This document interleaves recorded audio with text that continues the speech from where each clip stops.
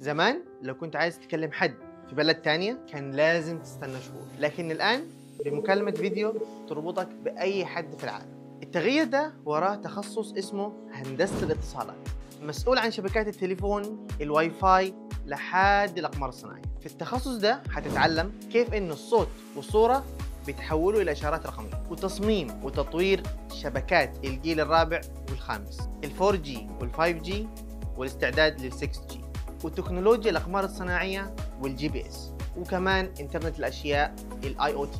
الموضوع مش بس تليفونات وإنترنت، هندسة الاتصالات هي الأساس للمدن الذكية والأوتو درايفنج كارز وغيرهم كثير. والأهم إن الصناعة دي مش هتوقف، والتليكوم اندستري متوقع لها انها تكبر اكثر في السنوات اللي جايه. واليوم اكبر شركات الاتصالات في العالم وصلت قيمتها السوقيه لاكثر من 50 مليار دولار. يعني انت مش بس داخل مجال تقني، انت داخل مجال اقتصادي ضخم بيفتح ابواب شغل على مستوى عالمي. الجامعات الماليزيه قويه جدا في المجال ده، معامل متطورة، تقنيات حديثة، ومسابقات ومشاريع بتخليك تتخرج وانت معك خبرة عملية حقيقية. وده بيفتح لك فرص عمل ضخمة في شركات ضخمة مثل انتل، هواوي، وغيرها من عمالقة التكنولوجيا. فلو تيجي تبدأ بسرعة كلمنا الآن على الرقم ده، واحنا هنا في بايونير حنوصلك للجامعة المناسبة لك هنا في ماليزيا. سلام.